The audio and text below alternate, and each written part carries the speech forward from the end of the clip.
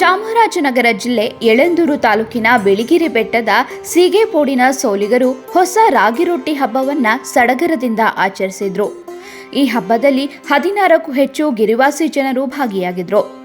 ಗಿರಿವಾಸಿಗಳು ದೊಡ್ಡ ಸಂಪಿಗೆ ವನದ ಕೆರೆದಿಂಬ ಪೋಡಿನ ಮಹದೇಶ್ವರ ಸ್ವಾಮಿ ಸತ್ತಿಗೆಗಳಿಗೆ ಹೂವಿನ ಹಾರಗಳನ್ನು ಹಾಕಿ ವಿಶೇಷ ಪೂಜೆ ಸಲ್ಲಿಸಿದ್ರು. ಹಾನೂರು ಮತ್ತು ಕೊಳ್ಳೇಗಾಲ ತಾಲೂಕುಗಳ 16ಕ್ಕೂ ಹೆಚ್ಚಿನ ಹಾಡಿಗಳ ಭಕ್ತರು ಮಡಿಯುಟ್ಟು ರೊಟ್ಟಿ ಹಬ್ಬದಲ್ಲಿ ಭಾಗವಹಿಸಿದ್ರು.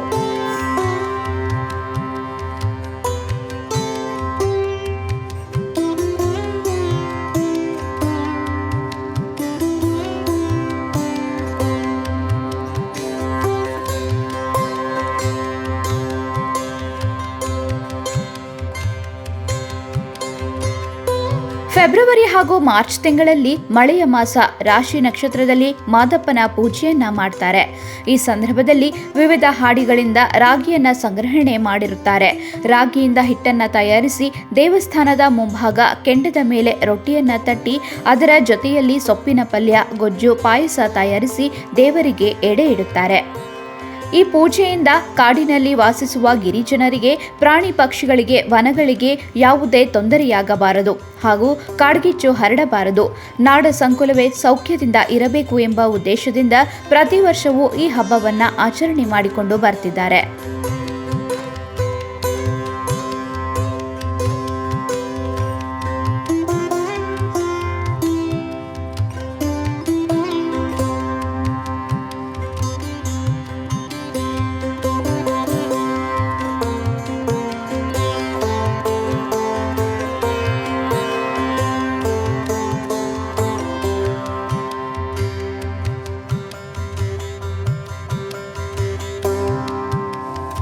ಪೂಜೆಯ ವೇಳೆ ವನದೇವಿಯನ್ನ ಪ್ರಾರ್ಥಿಸಲಾಯಿತು. ಈ ವೇಳೆ ವನಗಳಲ್ಲಿ ಮಳೆ ಹೆಚ್ಚಾಗಲಿ, ಕಾಡ್ಗಿಚ್ಚು ತಗ್ಗಲಿ ಹಾಗೂ ಕಾಡು ಉಳಿಯಲಿ ಎಂದು ಬುಡಕಟ್ಟು ಜನರು ಪ್ರಾರ್ಥನೆ ಸಲ್ಲಿಸಿದ್ರು. ಕನ್ನೇರಿ ಕಾಲೋನಿ, ನಲ್ಲಿಕಾತ್ರಿ, ಬೊಂಬೆಗಲ್ಲು, ಕೆರೆದಿಂಬ, ಹಾವಿನ ಮೂಲೆ ಮೊದಲಾದ ಹಾಡಿಗಳ ಜನರು ಹಬ್ಬದಲ್ಲಿ ಭಾಗವಹಿಸಿದ್ರು. ಜನರು ದೇವರ ದರ್ಶನ ಪಡೆದು ಪ್ರಸಾದ ಸೇವಿಸಿದ್ರು. ನಂತರ ದೇವರ ಮುಂದೆ ಗಿರಿಜನರು ಹಾಡು ಹೇಳಿ ನೃತ್ಯವನ್ನ ಸಹ ಮಾಡಿದ್ರು.